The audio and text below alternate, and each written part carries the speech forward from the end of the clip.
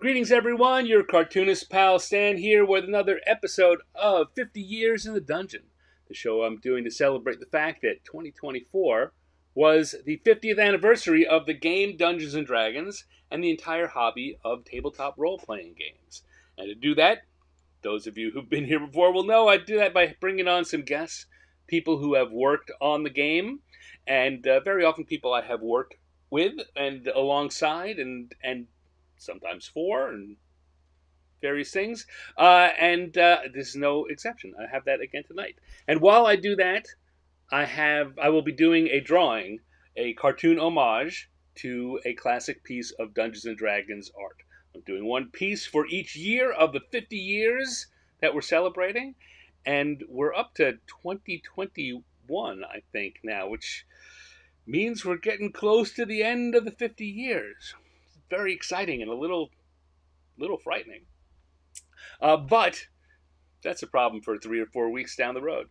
My guest tonight is a game designer and author and deep thinker who I've known for a long time and always have enjoyed spending time with. And I'm very happy that I'm going to get to spend an hour or so here chatting with him. He is currently... I forgot the title now. I'm going to have to go with senior game designer, and that's not it. I looked it up, and it was an even better title. So he'll tell us that when he comes on. It's James Wyatt. So in my best Muppets way, I'm going to say, welcome to our guest, James Wyatt. Yay! Yay! Hi, James. Thank you for joining me. Thank you. It's great to be here.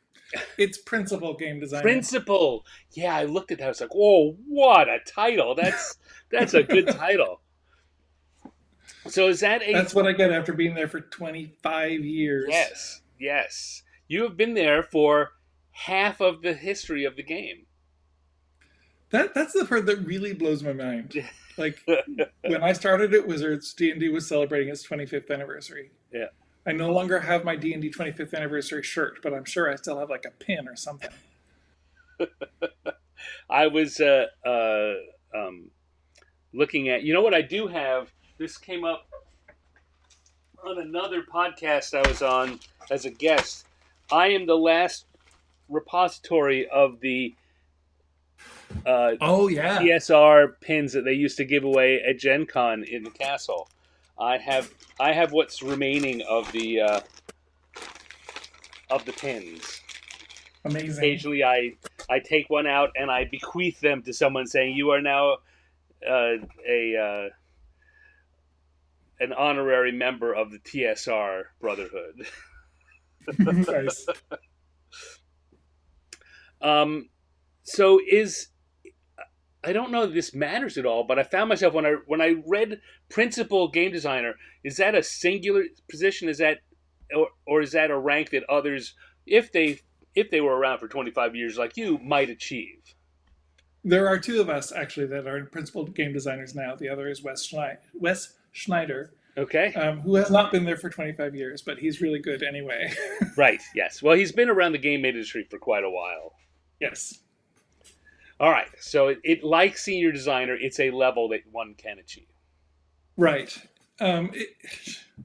This is pretty down in the bureaucratic weeds, but it's really interesting to me how companies sort of there has always been this conflict within Wizards of how you promote individual contributors. Yeah, no, without that was making going on them when managers. I was, I did a little while as a manager, not really my thing, but so I'm at a fairly high level, comparable to a manager without having any management responsibilities. It's really the best of both worlds. But like my brother works at Apple, and has also worked at Apple for 25 years. We've had conversations about how they have the same struggle of wanting to make sure that there is a level for individual contributors who've been there forever. When I was there, around the time you started on staff, right? So around that 25-year mark, we were having a lot of conversations about that, because it had, as you say, it had been that if you did well enough, the only thing you could do was get promoted out of design and into management. and there weren't a lot of spaces, and the people, those of us that were there, were looking to be there for a few years, which meant that everyone below us was looking up, going, "There's nowhere for me to be." And I know that uh, that Bill Slavacek took at least one or two runs at creating a hierarchy that would work like that, and for various corporate bureaucratic reasons, they had to keep being tried. Uh, I'm Yeah. It did finally happen, and I think it happened partially thanks to Hasbro and Hasbro HR kind of looking at the industry around us here in the Seattle area. And it happened with Magic and D&D in sync. So we both have principal designers.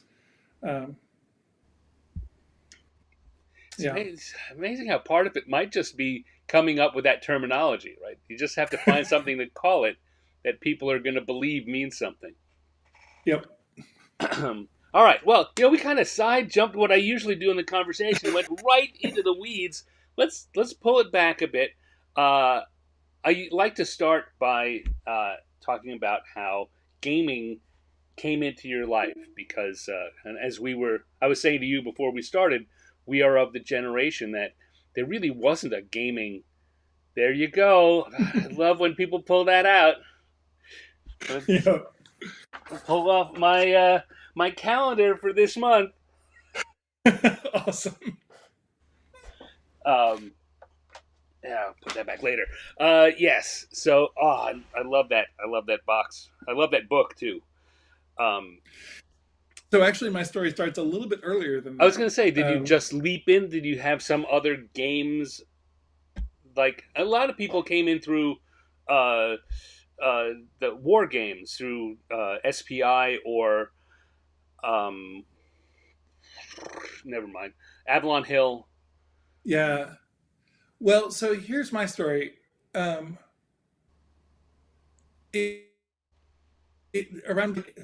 1977-ish, The Hobbit was on TV. Mm-hmm. The Ralph Bakshi Hobbit. Yes. So I loved that. Well, I read The Lord of the Rings. Wasn't it Bakshi? It was no, you're right. The Rankin Bass. Rankin Bass. Hobbit. Yeah. So I read the Lord of the Rings for the first time in like fourth grade. So I was deep in nerddom. So in Christmas of 1977, my brother, who is 3 years older than I am, got the original box set, the D&D box set for Christmas. I don't think he ever did anything with it at all, but I remember sitting in my dad's easy chair in the living room, studying these books and trying desperately to figure out how it was a game. And like, I was unable to. Right. But what my friend and I did was we adopted the personas of the two blue wizards who go unnamed in Tolkien's canon, and ran around my backyard pretending to fight monsters drawn from the monster book of that original box set. So that was my first gaming experience. LARPing with no rules. Right. Yeah. So then, a couple of years later, like a year and a half later, I guess, this basic set was out, and that same friend and I actually went in together and bought it, and his mother wrote our names inside the book. All right. Yeah. And that enabled us to figure out how it was a game that we could play. And I brought this up a few times on the show. I heard about it and actually played the game with someone once, and then couldn't find anything. And my entry point of the first product I bought was this. It was the same year, 78, 79.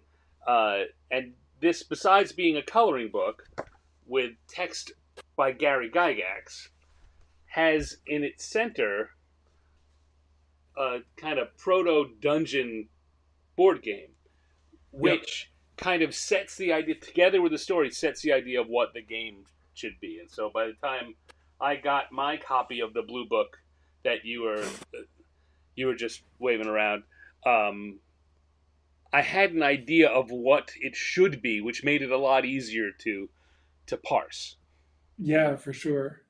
I had just dug up my copy of that coloring book a little while ago. I was looking to see if it was on the shelf next to me, but I think it's in the other room. I love that book. I bring that up. I bring it up and have brought it up at meetings for the whole time that I was at TSR and Wizards, and encouraging them to should do something like this. There should be a product like this. And I still bring it out and try and convince other companies that now that I am a professional cartoonist and writer, that they should pay me to make something like that for them, because it would be a great thing to have. And one of these years I will be successful. Perhaps I will get to do it for multiple companies. That would be even better. But That would be awesome. I'll start with one. Please, one. So, I'm sorry. What was your friend's name whose name is in that book with you? Evan Seaman. Evan. So you and Evan played together. Did you wind up growing a little group, or was it just the two of you playing? Boy, the two of us played together a lot, but by the time we were in junior high, we did rope in other people. Yeah, I remember the two of us in his room with our ridiculously high level, my ranger and his magic user, fighting Yeenagoo. And basically, my ranger was standing on top of a mountain of dead gnolls as the magic user handled the demon lord himself. I like it. With no DM, so weird. You do what you can. Very advanced, inventing LARPing and GM-less play at such a young age. Yeah, we make do. Well, like you say, you have to do what you got to do. This is a thing that usually comes up in the last segment, but it seems apropos to talk about it now. The advent of YouTube, of streaming like this, and the live play videos as a way for people to learn the game before they play the game, and learn why they want to play the game or what it can be to them, is so huge for D&D and the hobby as a whole. Absolutely. I think especially in terms of bringing women into the hobby. I don't know how many women who work in gaming I know, or outside of gaming, people who've said to me, yeah, I always wanted to play when I was a kid, but the boys wouldn't let me. And now I've heard a lot of that. I've also heard, besides the boys wouldn't let me, and my friends wouldn't try it. Yeah. And now it's both things are open. Like there's a lot less of the ichno girls and a lot more of the girls, women, depending on, because it's not just girls, right? It's right. All ages can look at that and go, oh, well, let's get together and do that. Well, we'll try it. That'll be fun. It'll just be us. And everyone can look at it and say, oh, no, I like that. Let's do it. Let's go. I did run a game a couple of years ago for a friend of my daughter's who had watched Critical Role and said, wow, this looks like fun. Let me actually try it. And I ran a game, and she said it was even better than it looked in the live stream. Awesome. I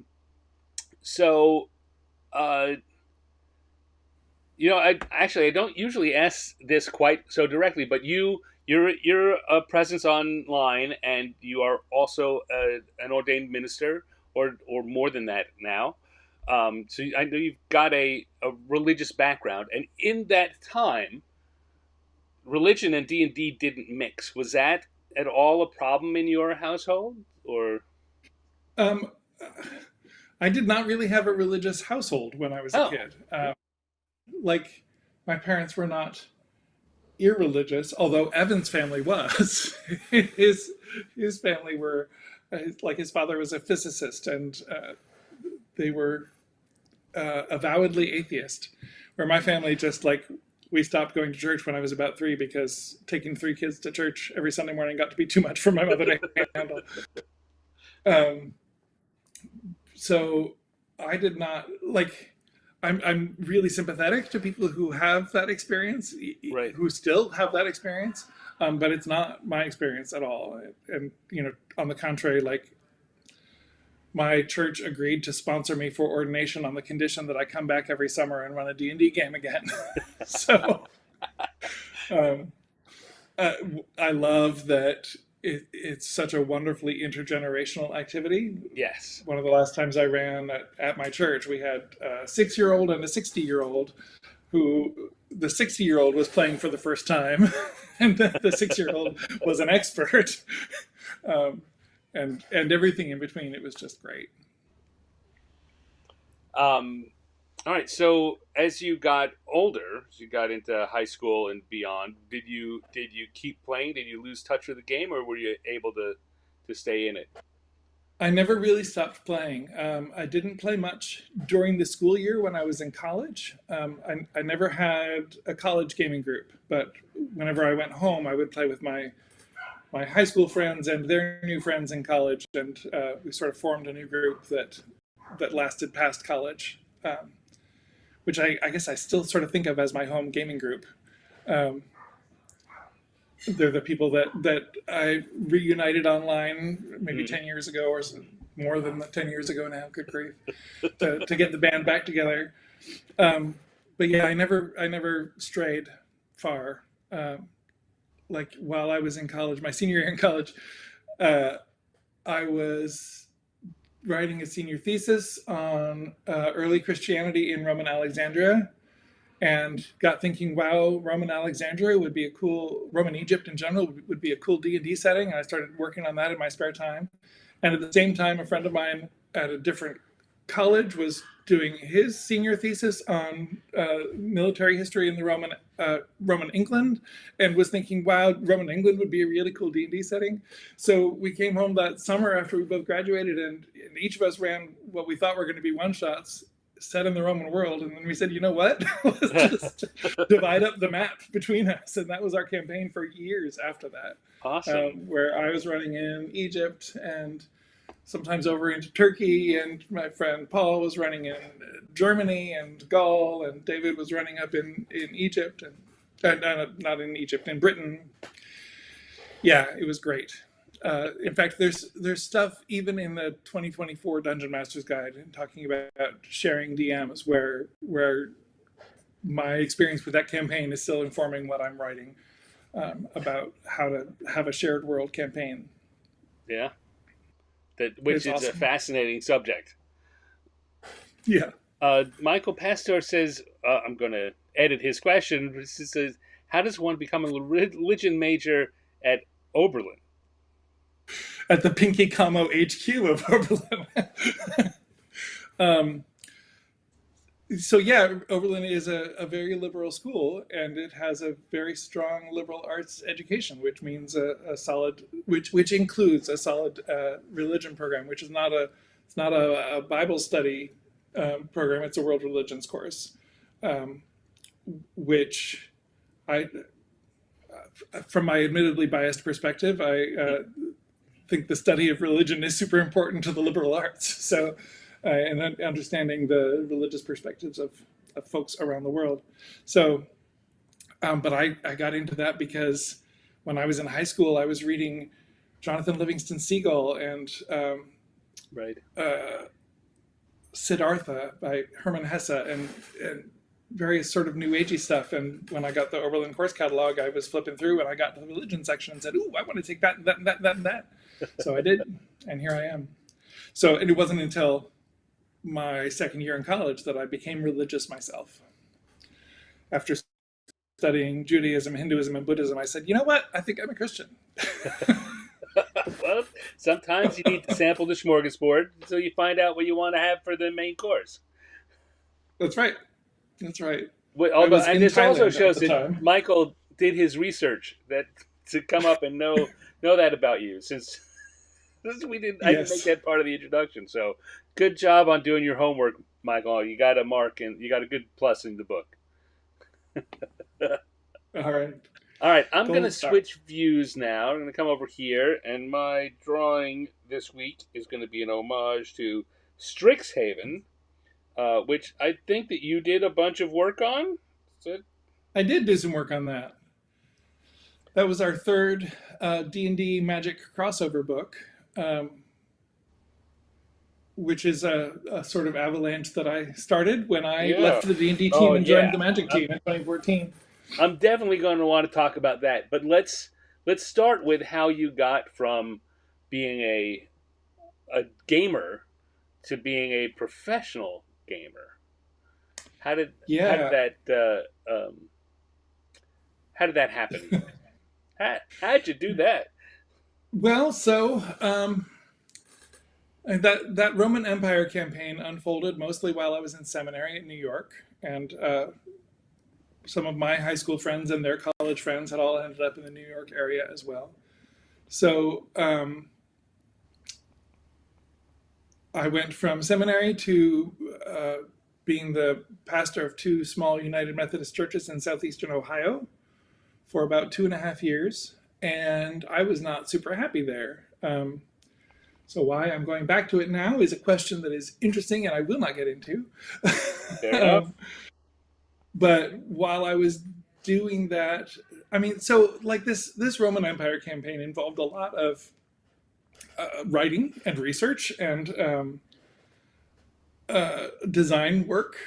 So like I started getting pretty serious about my D&D in that time. It was not just making adventures for my friends anymore. I was really like, because we were using the brand new technology of hypertext to create Ooh. shareable databases of information about this campaign, managing a shared world. I guess that's a whole lot easier now with like wikis and things. I would say that we So are definitely a step up from hypertext. I mean, when I say hypertext, I mean we were using HyperCard, and we wrote scripts to compare two versions of a HyperCard stack that were on different Macs, and update the data accordingly to keep them in sync with each other. But we could only run that script when we were in the same place and had our Macs connected by a serial cable. Wow, I'm making myself feel old talking about technology, which is not what I expected. Not Um, only the beginning of D&D, the beginning of personal computing. yes. Um, so anyway, while I was in ministry, the thing that refreshed my energy was that I started going the next step and turning some of my design into submissions for publication. Hmm. And right about the time that I left ministry, I was, it deeply offends me. I just saw Michael commenting that he used HyperCard too. It deeply offends me that with all the power of the computer in my phone, I can't just open up a HyperCard stack on that phone because it's like the perfect medium for interacting with it. Anyway, so just about the time I left ministry, moved from Ohio to Wisconsin, and my daughter was born, I got my first material published in Dragon Magazine. In fact, the day my daughter was born was also the day that I went to a game store and picked up the issue of Dragon that had my first article in it, which was Mystics, Miracles, and Meditation, uh, some expansion material for the Mask of the Red Death setting for Ravenloft. All right, so it's Um, a bunch of. So what was it that got you to go to Wisconsin, and what were you doing well, I hoped I was going to work at TSR actually. there? So I had gone to a gaming convention in Pittsburgh and met a couple of folks who worked at TSR, and showed them the stuff that I had been submitting to the magazines, and I had stuff in the pipeline um, for a while at that point, like uh, things were queued up to be published, Hmm. and so. Yeah, I was under the impression that if I just moved to Wisconsin, I might be able to land a job at TSR because I and my friends who worked at TSR were completely unaware that the company was about to completely shut down. Yeah, no, we had no idea. No, no clue. Um, so Yeah, we moved to Wisconsin. We did other things. I was stocking TSR. Um, I worked at Epic Systems in Madison, which I keep running into people who used to work there. It's really funny. But I wrote so, and this is part of my journey toward this job too. Is I wrote user documentation for medical record software. Medical record software that I still see used whenever I go to the doctor, which is kind of freaky. But I don't think my documentation is in there anymore. The software But has changed quite a bit in the last 25 years. hopefully, if it is, it's been built on. Yes. um, but a couple of years later, when I interviewed for a job at Wizards, they asked me what was the longest thing I've ever written. I said a 900 and some page user manual. We're like, oh, okay. That's pretty comparable. Yeah. I And it remember. is really. I remember that I remember I met you when we were in Wisconsin gaming with Bill Connors. Yeah, So I that's remember you right. being there. And I remember that he had said you were new to town, and I had always thought that the job had brought you there, and it was happenstance that you were able to do this, but the other way around. Yep. Yep. Yeah. So, long story short, I wrote for the magazines for about 4.5 years, to the point where Dave Gross was asking me for articles on specific topics because he knew I could do them and hit a deadline and Hmm. stuff like that. And it's really fun watching this art take shape as I'm talking. That Owlin guy is so adorable. Thank you. Hopefully, he will stay that way. That's not Yeah. guaranteed. Sometimes the sketches are much better than the finished piece, but I'm going to try and keep them adorable. Um, um, so I'm fascinated. I'm also fascinated by the fact that it was Mask of the Red Death, which is a setting, a subsetting that I adored too and wanted to do stuff for, but we weren't going to do any. It didn't sell well enough for it to be anywhere other than the magazines, and yeah. yeah. Yeah. So it's kind of funny realizing that that was my first published article because of course I was drawing on my mystics, miracles, and meditations. I was drawing on my both my broad religion major and my specific seminary education and Right. experience as a pastor, which kind of typecast me for a while. Actually, I worked on uh, defenders of the faith and deities and demigods and maybe not much more Well, than that. I mean, I guess it's typecasting, but it's also, um, I mean, one of the reasons you Subject got matter typecast is expertise. because so many of the people involved just did not have a healthy interaction with religion, shall we say? Yeah, that's fair. Um, I know that Michael had sent a question in. Those of you that are watching, there's a free newsletter for this show, which I'm going to pull up on the screen now at 50yearsinthedungeon.substack.com. And if you are a free subscriber there, you get sent out a note saying who the guests each week will be and give you a chance to send in questions to make sure they get in. Now, if you're in the live chat, you can certainly pose questions too. Um, but Michael has started taking advantage of this. He shows up in the live chat and he sends in questions ahead of time. Amazing. And he asked it, given the fact that you started in Dragon Magazine, uh, what you think. Maybe I should save this for later, but let's do it now. What you think is. We don't have one now. I'm just gonna play with that. We Yeah. don't have one now, Yeah. and what what have we lost by not having that as a thing out there anymore? Like a lot of people, I That is mean, definitely that's an astute question.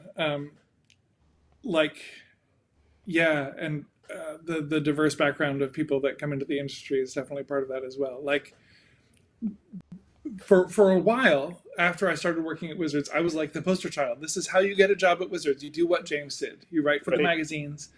You get to the point where the editors know your work and know that you can hit deadlines. And then when a job opening comes up in the game design team, the game designers go to the magazine editors and say, hey, what do you think of this guy? And they say, hey, he's great. And you get the job. And yeah, that path doesn't work exactly the same way anymore. Yeah.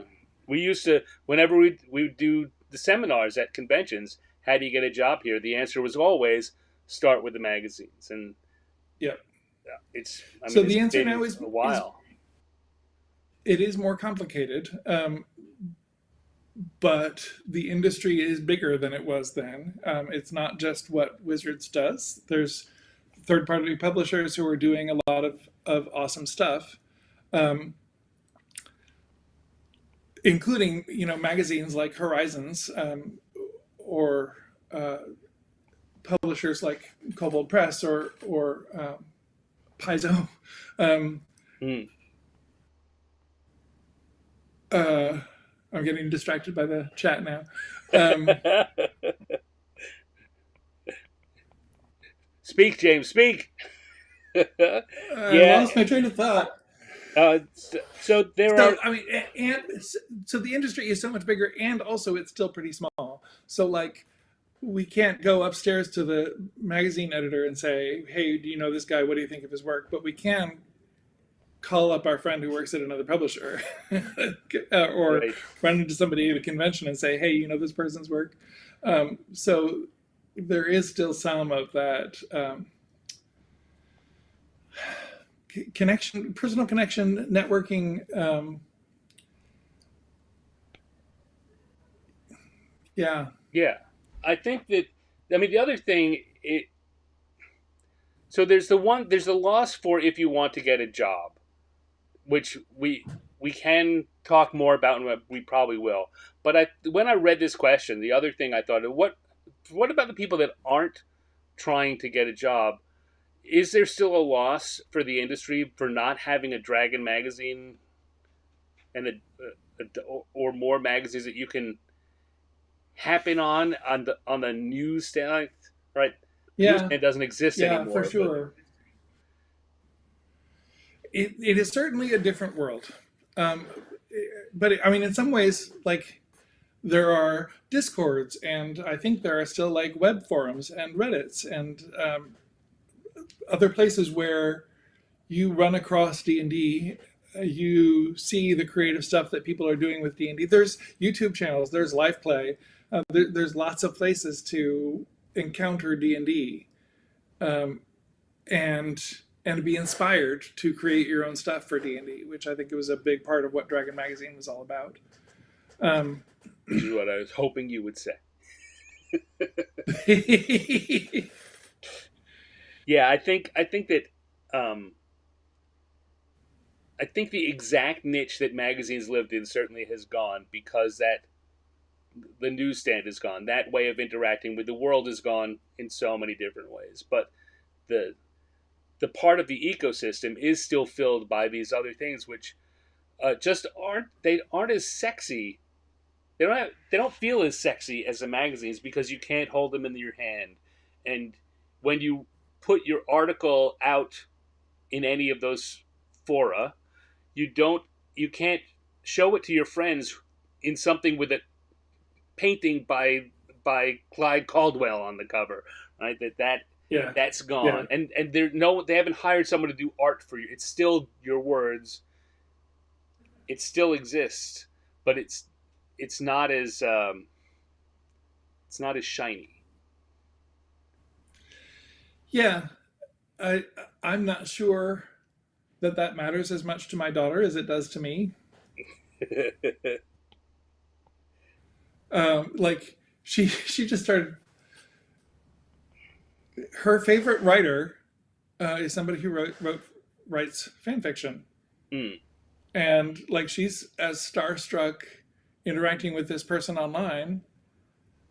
And to be clear, my daughter is 28. I'm not talking about kids. I'm talking about Generation Z.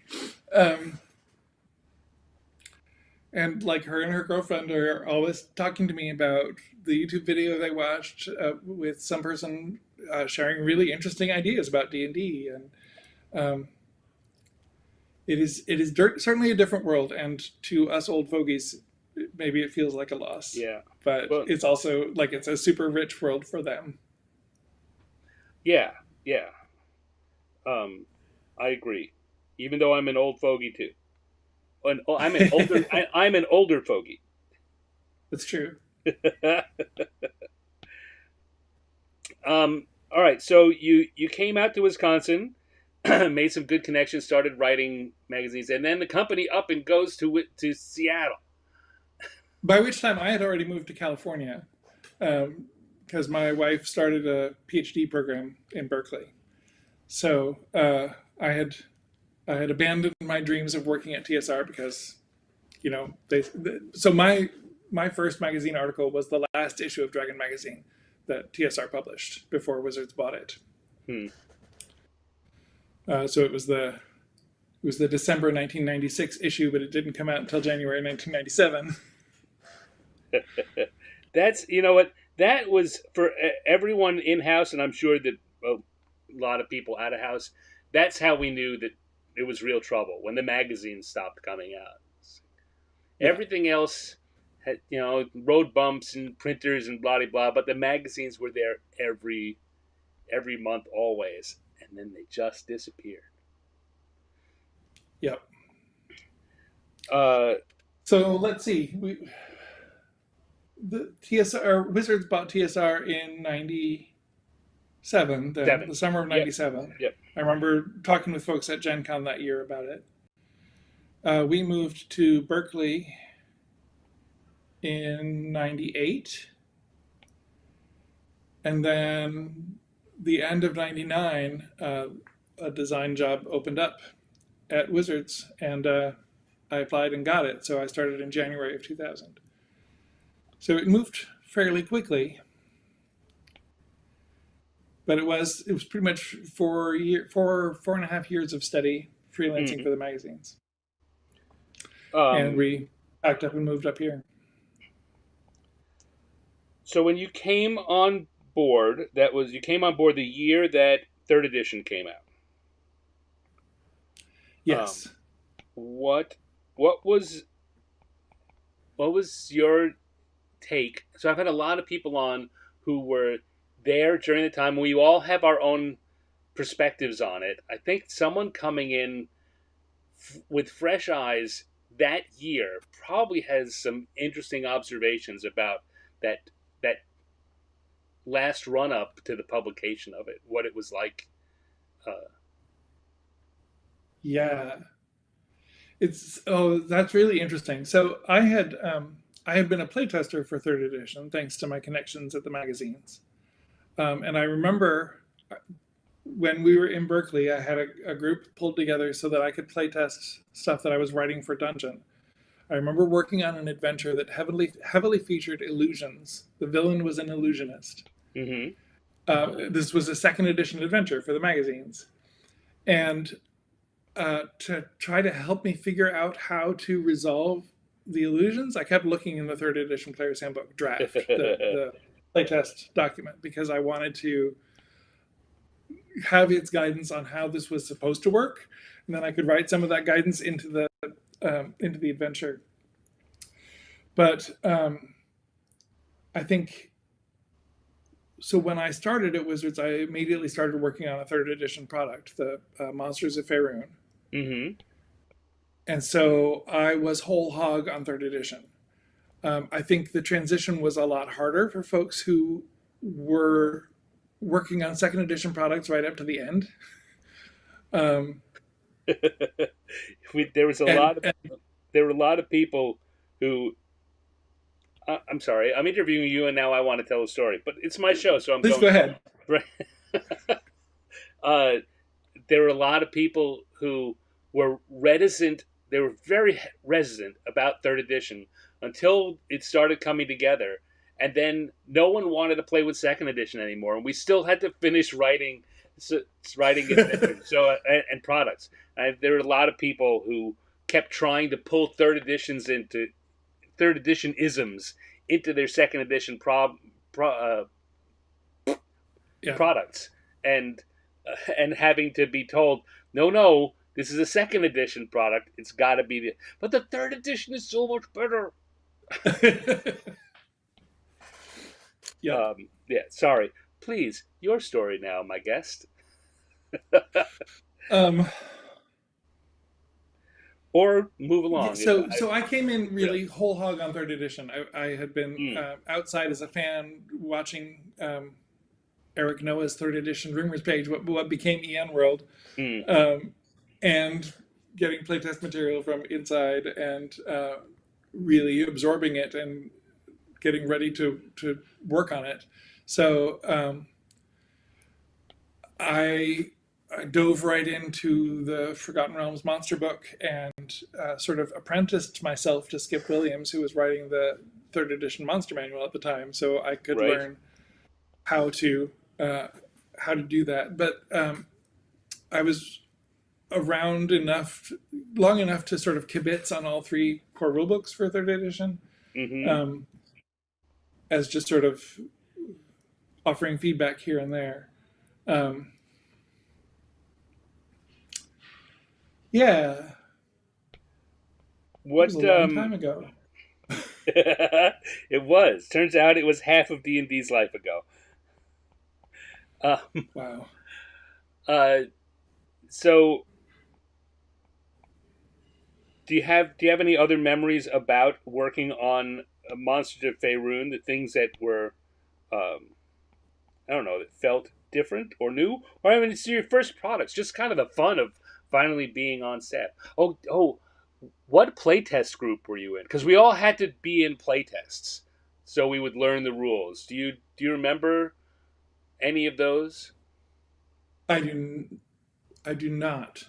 Okay. I remember playtesting Into the Dragon's Lair, which was like the first third edition Forgotten Realms adventure. Could be. Like before the Forgotten Realms campaign setting came out. But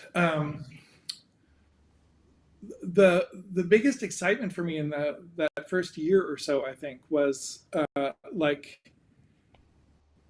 so I was hired onto the D&D Worlds team, and so I had to learn Forgotten Realms pretty fast.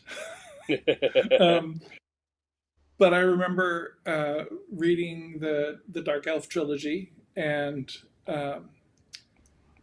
like as I was working on Monsters of Faerun, and so the Dragloth was born out of reading that book, and the idea that drow matrons summon demons and do unspeakable things with them.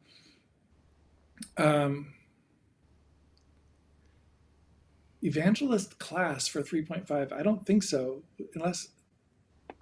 I'm sorry, I'm reading the comments again. I should know better. Right. But Michael's asking questions.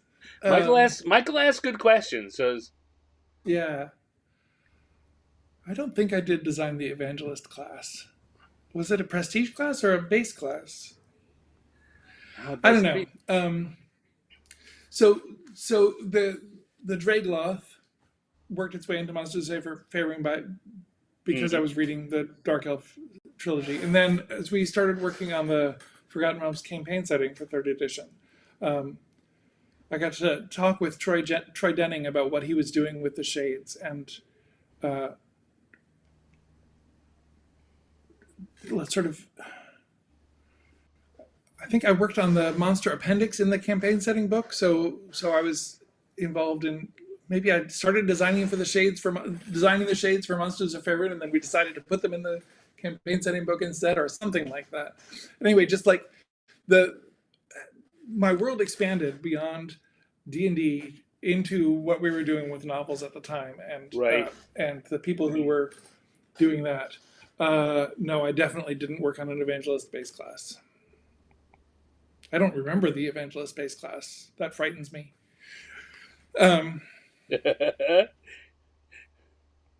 Well, it's 2.5 editions ago, so yeah, or edition and a half ago. But so like that theme sort of continues, because for a long time I have said that my best experience working at Wizards was the creation of Eberron, where once Keith Baker submitted the original proposal and wrote up his World Bible and did a lot of work with feedback that he got from us, and like he came out and we spent a week or so with Keith and Chris Perkins and Bill Slavacek and me and Phil Athens from the book team and various people from other teams in Wizards. Like the breadth of experience in that room and the sheer wealth of creative ideas, something that as a freelancer working at home or even as part of a game group with other DMs doing lots of creative stuff, like I never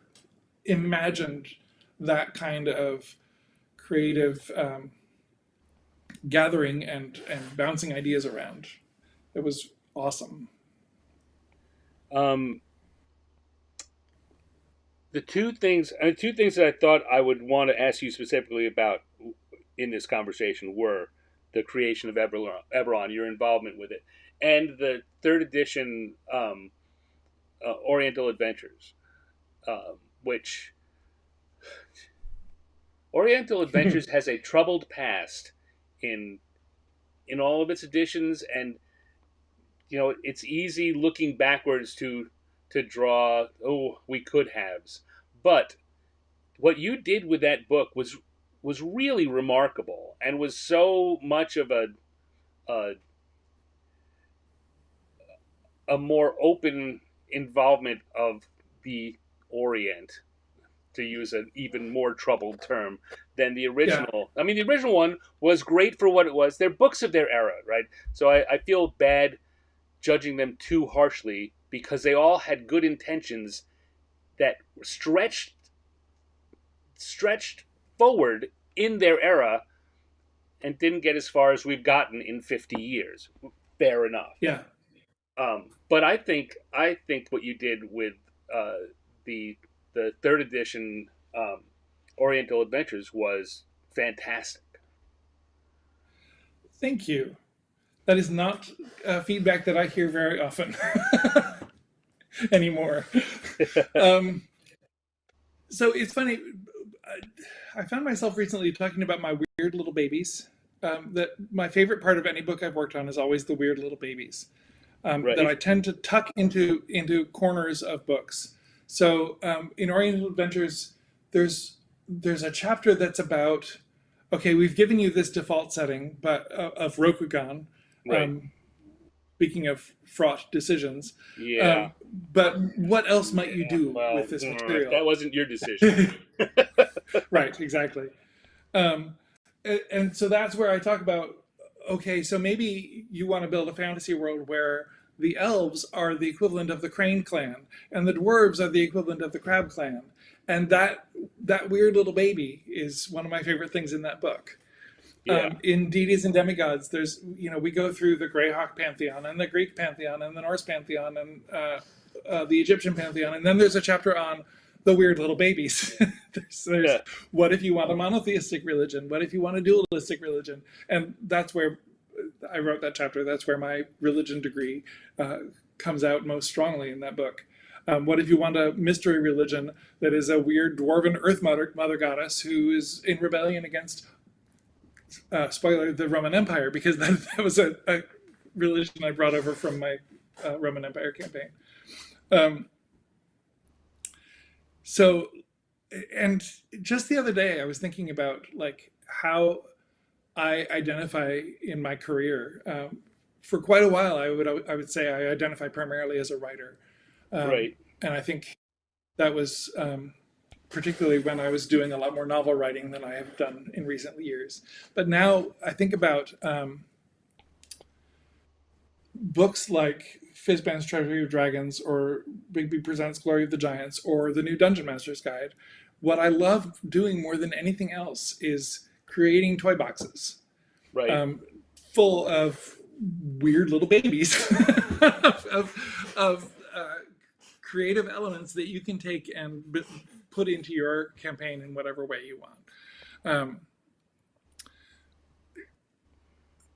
like there's a chapter in Fizban's on draconic campaigns, where I talk briefly about Council of Worms and Dragonlance and Tarkir in the Magic the Gathering universe. Right. And then, what if you want to build a world of your own where dragons are central to the mythology? And okay, there's pillars that hold up the sky, and each one is guarded by a metallic great worm.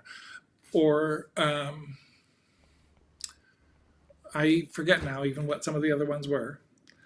Or you've got a world where dragon eggs grow on trees or grow on a tree at the center of the world, like getting into weird mythic fantasy stuff.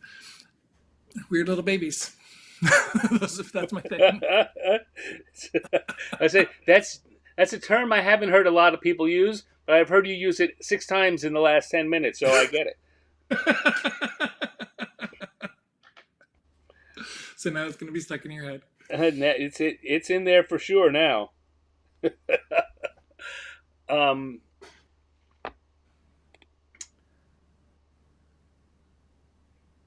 So another thing that Michael had asked in his posting to me was, are there any of the games from WotC lore from the past? I mean, even going back to things like Gamma World or Gangbusters or Top Secret, that you'd like to see brought back into the fold somehow. Yeah. So I played Gamma World and a tiny bit of Boot Hill and quite a lot of Top Secret, actually. And then during my freelance career, that was when TSR and then Wizards put out Alternity Right. briefly. And too I wrote short an life article. of Alternity. Yeah, I wrote an article for Dragon Magazine called Top Secret Alternity. Basically, how do you use the Alternity rule system to run a modern spycraft campaign? So there is certainly a little piece of my heart that fondly remembers those old games that I used to play and still have on a shelf in the other room. Doing the 4th edition Gamma World, that was a really good use of the 4th edition system. Having mutation cards that you're dealt and sort of random character creation, and very true to the spirit of Gamma World. The one that I also have a soft spot for is Metamorphosis Alpha. It's sort of inextricably linked with Gamma World in my brain, but the space arc setting of that I think is really fun. The awful green things from outer space. Is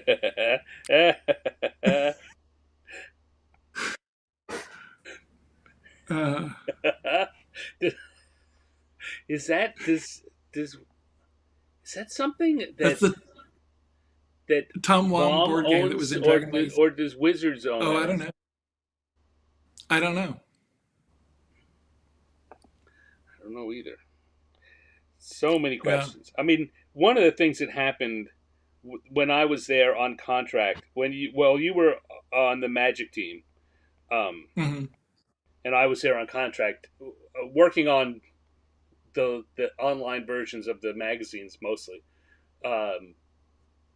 Was that there were a bunch of trademarks that Wizards let pass, that they were coming up.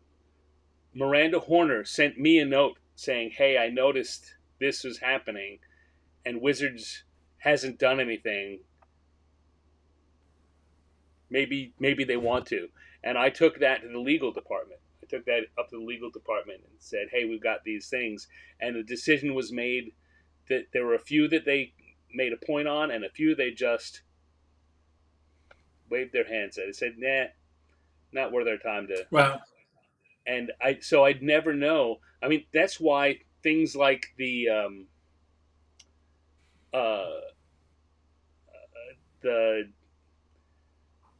new TSR that came out, that got legs because they let the trademark on TSR Labs. Star Frontiers, they let the trade that third party thing that about 10 years ago tried to get off the ground and didn't. That happened because Wizards did not make an active move toward. They counted on making some of the digital products available as counting for that. And I suppose, not being a lawyer, I don't know. Maybe they're right and they didn't need to worry about it, but it's all out there. And I just wonder about things like the awful green things from outer space. Clearly, no one would care about that. Not enough to do anything. So Michael Pastor says Steve Jackson Games has the rights now, evidently, to what? To awful green things? Yeah. Or to something else that we were talking about? Please clarify, Michael. Based on the order that he said really things, live. it looks like he means awful green things.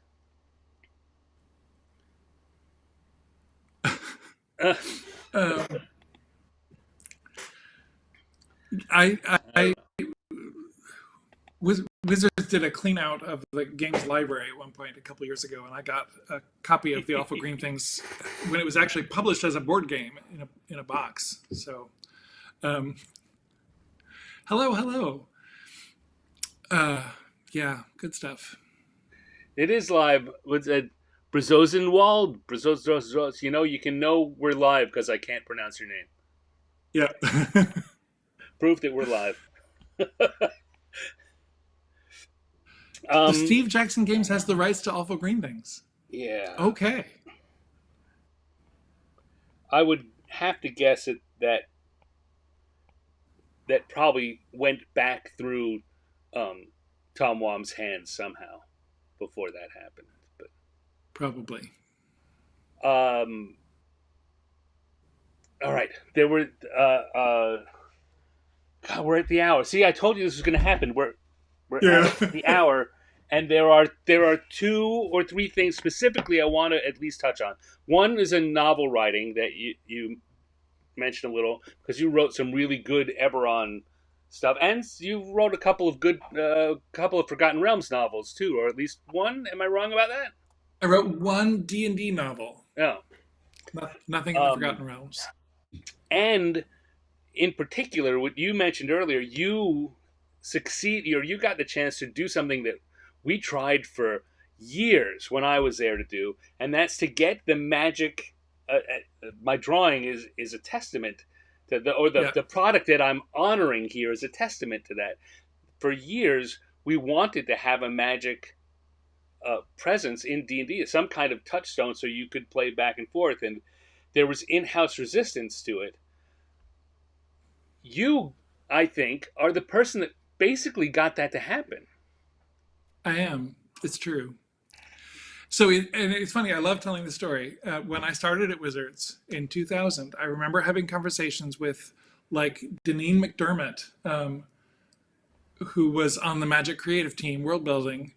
There were plans. I had the idea that I was going to work on a Magic monster book next. And then one or the other of the brands put the kibosh on that, and it never happened. We've talked about this on the show before. The Magic brand put the kibosh on that. Oh, all right. I tell you, I often say I don't want to throw people under the bus, but I'm willing in that story because it was so frustrating for so long. I won't say who was involved, but the Magic business team. I'm not going to throw the Magic designers or the people that the public knows, but the Magic business team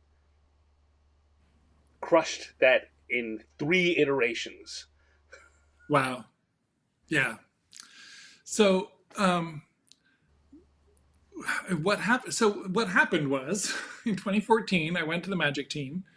I started working on art books for Magic Worlds. So I'm going to just reach down here and grab whatever comes up. It's Kaladesh.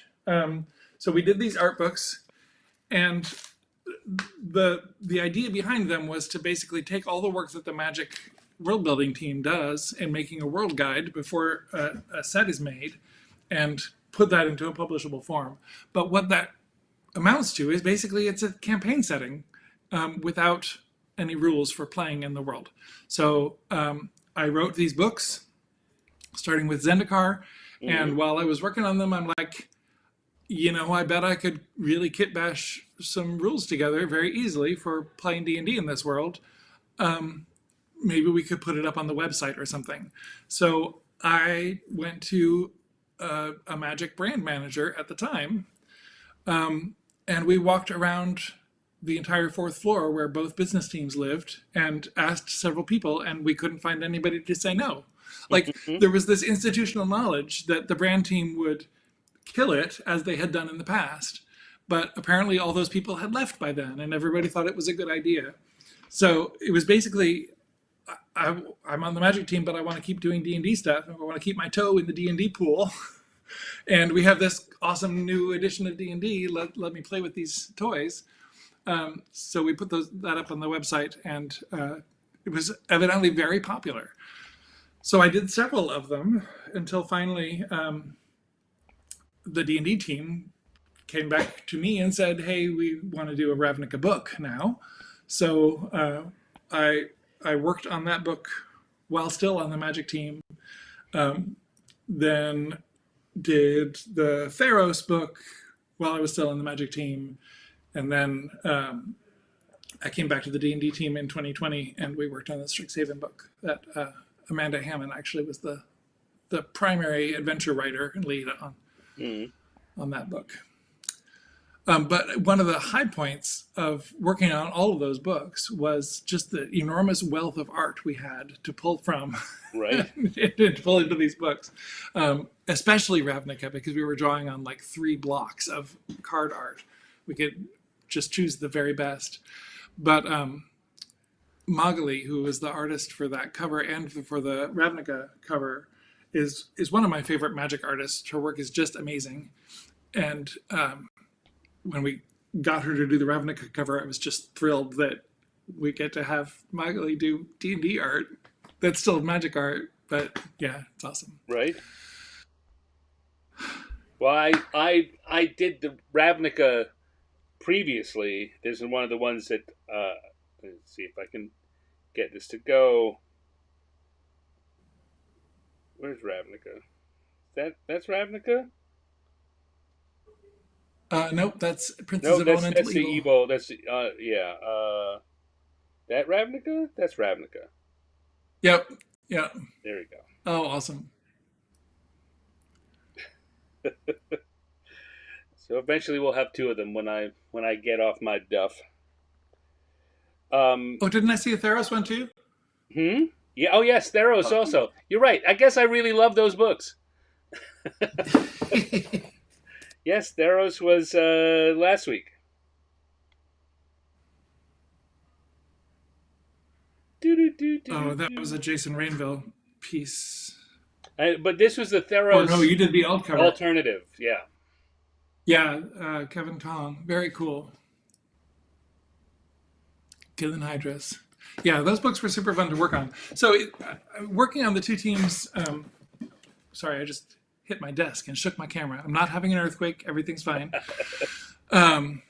Working on the Magic team was great in many ways. It was very different. It's like I've said a lot of times, it was the first time that I made a significant job change without completely changing careers. Right. Like going from writing medical records software documentation to writing D&D was a complete career change. Going from ministry to that was a complete career change. But here's like, I have all this expertise and I'm still a novice and trying to figure out what are the needs of world building in Magic. How do you write art descriptions and concepts? How do you concept a card, take the bare mechanics and figure out what it represents in the world? Right. And then write hundreds of those. But I brought a lot of my expertise on writing books for D&D to our world guide process, so that I like to think our world guides became a lot more solid in terms of providing the details of a world to give it a little bit more flesh. I've often said, like, Magic world building is sort of like set design for the theater. You're building fronts so Right. that it looks like you're in a place. Where if you want to enter that world in D&D, you need to know what's inside the building, not just what it looks like from the outside. And you Right. need to understand the culture of the place and the religion of the place, for example. So yeah, it was an interesting transition for me. The art books were published by Viz, I think. Yeah, yeah. What was it like working with them? Because previously all the books were done in at Wizards, but once the book department stopped being there, anything that did not serve the game itself stopped being something that would be done in house. Yeah. I don't know the answer to how many characters fit in a Magic card text box. But working with Viz was great. I had one editor who was my primary contact. And like he basically let me do my stuff. Don Murin was the art director that I worked with on most or maybe all of those books, who also has a long history with D&D. So she and I did the books, and Viz was like, great, thanks, here you go. But they flew me down to San Diego Comic-Con several times. That was nice. I did signings for them there. Dawn, I did one panel for them there. I hope to have Dawn on sometime. I'm running out of shows that meet the original 50-year goal of this the show, but I'm going to keep going and kind of more loosen up the restrictions on exactly who I'm talking to and what I'm talking about. And I saw Dawn at a local game show last year, and she expressed interest. I just haven't been able to work her into it so far. I'm hoping to get her this year, and she has the honor of being the last of the Wisconsin TSR employees that she lasted the longest. She left last year. She wrapped it up, but you were in Wisconsin, but you weren't in house, so yeah. So she wins. Yeah, I keep thinking that Chris Perkins worked for TSR, but he did not. He was like a consultant with the magazines. Yeah, he'd come in the summertime and do a couple of weeks of helping out in periodicals. Yeah, and I suppose I'll give a preview for folks. Chris has agreed to be a guest, and he's going to be a guest in the next couple of weeks. So I'm going to have him on. He'll no doubt have some incredible stories to tell. All right, I'm looking at the clock and seeing that we've gone over the hour, so we've gone past the top of the hour. I'm not saying we're stopping right now, but I'm stopping drawing. This is where the drawing is going to sit until I finish it. And if you are a subscriber to the free newsletter, see how I work that in there? I'm getting good at this. 50 years in the dungeon.substack.com, you'll be the first people to see this when it's finished, and you'll be able to enjoy that before the rest of the world. So sign up; it's free.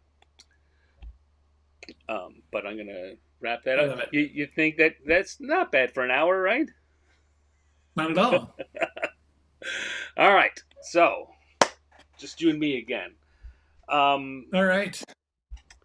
So I'm considering just throwing the third question out the window and saying let's talk about novels, but no, let's. I will love to invite you back in the future. Hopefully, you're having a good enough time that you'll say yes, and we can maybe have some more stories about what it's like being an author for D&D worlds and more Eberron stories. But as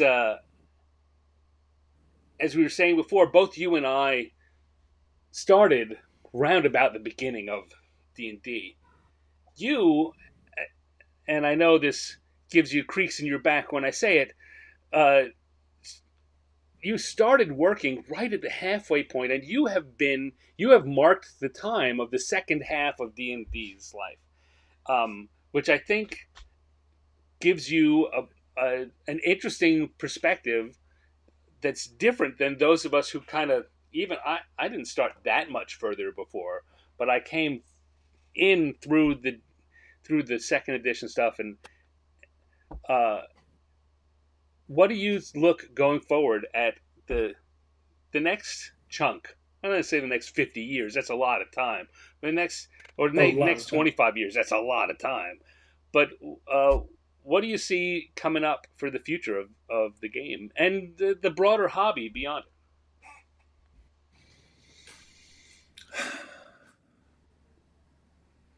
I don't know. I feel like D&D is in a really good place right now. We have a fantastic team of folks working on it.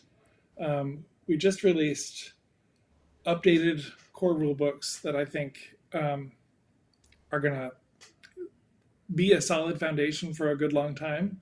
Like, I know the next time the Dungeon Master's Guide gets rewritten, it's not going to be rewritten as heavily as I just did.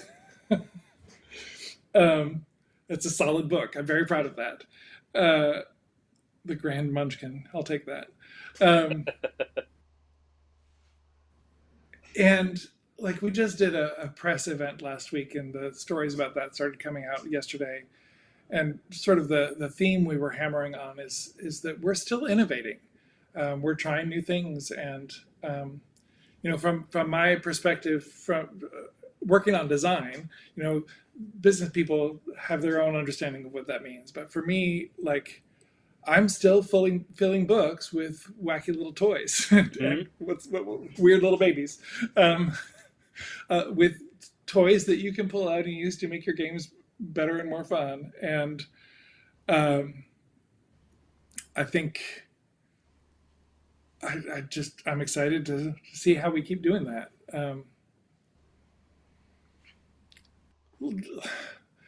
I posted on Microsoft Teams on my 25th anniversary 2 weeks ago.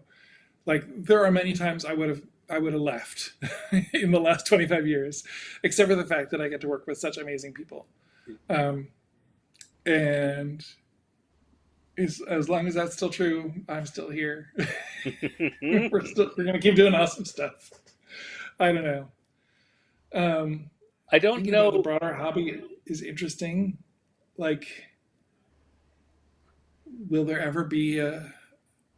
I'm not going to say that. I don't know Yeah, I how don't well know. you know Jeff Grubb. I mean, I know you know Jeff, but We recently, played since the D&D together for publication years. of the new DMG, he has been going back and reading all three of them, or all four of them. I don't know that he's pulling. The fourth edition is such a different thing. So in so many ways, it's often easier to leave it out, not for to disrespect it, but just because it fits in its Yeah, own in a niche that's just a different niche. Um, so I don't think that that's part of one of the ones he's reading, but he's reading the other three and kind of coming back. I think he's going. I don't. He can't be going chapter by chapter because they don't break down the same way. But he certainly has been looking back and forth between them and coming back with some interesting commentary. I think eventually he's going to write some articles about that when he's done with it, or maybe not. I don't know. It's hard to tell with him. Sometimes he just wants to do it, yeah. but he does have fantastic things to say about the new version, about the new book. Oh, So, good. I'm glad to hear that. Yeah, I mean, I've spent a long time with a lot of Dungeon Masters guides and worked on 5 of them, depending on how you count them. So, uh, I mean, I was an additional contributor to the 3.0 Dungeon Masters Guide. I'm not right? claiming that. I did some work for the 3.5 DMG. I was the main writer for the 4th edition DMG. I was the lead designer for the 4th edition Dungeon Masters Guide 2. Um, and this barely counts, but we did a Dungeon Master's kit for fourth edition, where the book for that sort of incorporated some material from the DMG2, and reframed stuff from fourth edition.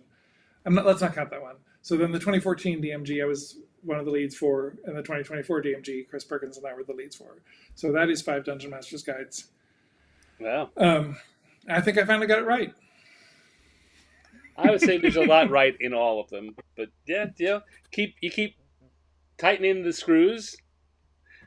You're good. So, and it's true that a lot of people will say and said at the time that the fourth edition DMG was one of the best DMGs written for the game, because it was, to that point, I think it was the best at sort of introducing the role of the DM to a player who had not done it before. So, in fact, the 2024 DMG brings in some of that material from the fourth edition DMG. Its DNA is in there, not just in that I worked on them both, but that I pulled text from that book and put it in the new one. Do you think it was better because the game was so different that it had to be, you had to come at it from a new platform? Maybe. I mean, like, there was certainly less throughout fourth edition. There was certainly less. We're pulling forward old text and revising it to fit the new rules, because we were doing everything from scratch, more or less. Right. Speaking of lessons learned. But so that did work to its advantage, I think, in that I went to the bare bones and said, okay, what does a Dungeon Master's Guide have to do? How do you teach somebody this job, this awesome role and fun responsibility? Yeah. So yeah, and that was a huge goal for the 2024 book as well, as making sure that we actually guide you on how to be a Dungeon Master in the Dungeon Master's Guide. Well done. Well done. Thanks. All right. Well, I know you actually have a D&D game to get to. I do have a D&D game to get to. I even hear them making more noise downstairs. Is there anything that you want to say that I haven't do? Or I know that Michael asked if there's anything you can say about Project Sigil. Don't feel like you have to. Or just what you've got going on in this new year, as we're going beyond the 50th, beyond the 50th anniversary. So the press event last week was fun, because I got to talk about 2 of the projects that are occupying my time right now. One of them is Dragon Delves, an adventure anthology featuring 10 adventures with all 10 kinds of dragons. So it's super fun. I spent today in the office doing our first printout review for that book. So that's getting ready to go to the printer. We also announced Eberron, Forge of the Artificer, which is the other project I need to get back to now that the first one is almost done. So revisiting Eberron again, working with Keith again as a consultant on this, and using what I love about this book is that I'm using a lot of the toys that I put into the Dungeon Master's Guide, the tools, the guidance we give you on how to build a campaign, and applying that to Eberron and sort of showing that, showing those tools in action. I just saw Michael's comment about Spellfire, and my brain went to Spellfire, the card game, which I played a lot of in the early 90s when I could have been playing Magic. That came up Spellfire came up in my conversation with Jim Butler a lot. We talked a fair bit about Spellfire. Yep. Did you? No, you weren't on staff. You didn't get to be a photo card for anything for Spellfire. No.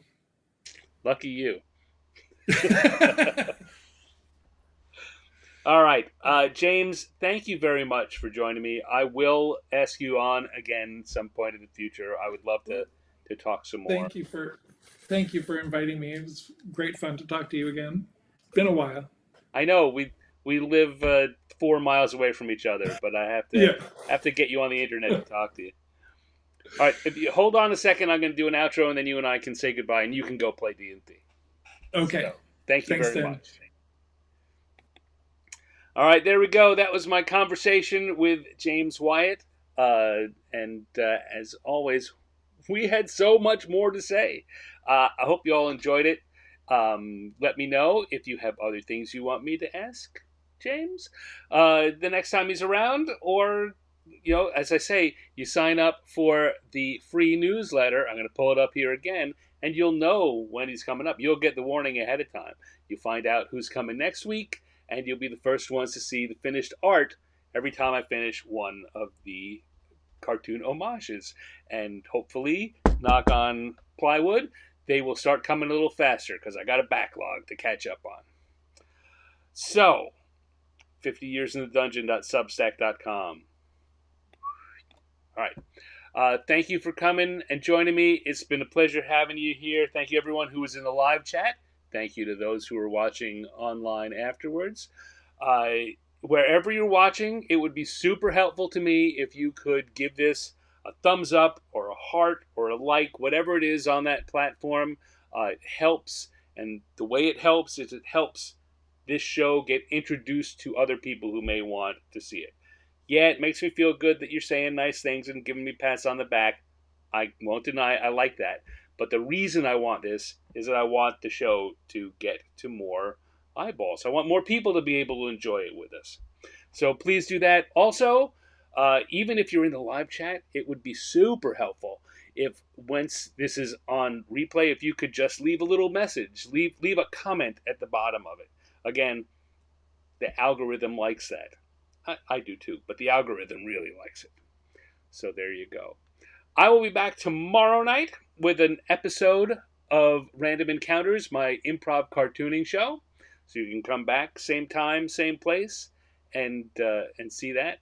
And I'll be back next week with another chat with another D&D insider as we move even closer to finishing up all 50 of the 50 years. So I hope you'll join me for that. Till then,